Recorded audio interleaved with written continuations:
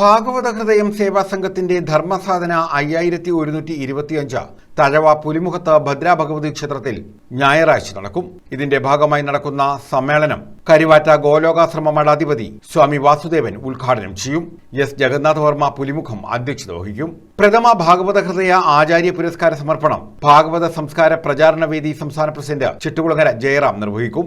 യജ്ഞാചാര്യൻ പാവുമ്പ രാധാകൃഷ്ണനാണ് പ്രഥമ ഭാഗവത ഹൃദയ ആചാര്യ പുരസ്കാരം സമ്മാനിക്കുന്നത്.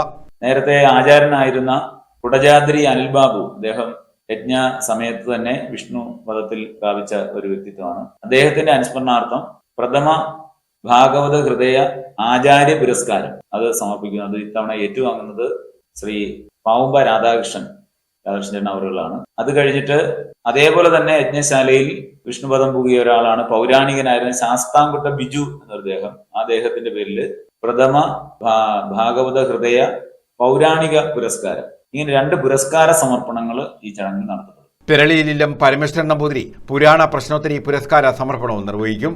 ഉണ്ണികൃഷ്ണൻ കുശസ്ഥലി ഭാഗവത സമീക്ഷാ വിവരണവും, മാത്ര സുന്ദരേശൻ ധർമ്മസമർപ്പണവും, കായമഠം അഭിലാഷ് നാരായണൻ ഭാഗവത സമീക്ഷ പുരസ്കാര സമർപ്പണവും, രാധാകൃഷ്ണൻ പൂറ്റി സേവാ പുരസ്കാര സമർപ്പണവും, അഭിലാഷ് കീഴോട്ട് വിദ്യാഭ്യാസ പുരസ്കാര സമർപ്പണവും നിർവഹിക്കും.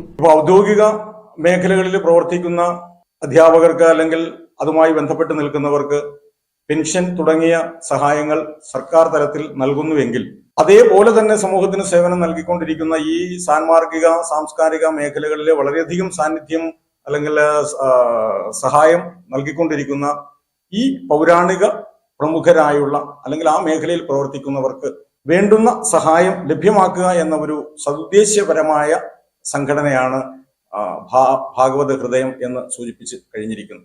സിജു മനോഹരൻ പഠനോപകരണങ്ങൾ വിതരണം ചെയ്യും. News bureau, Karunagappally.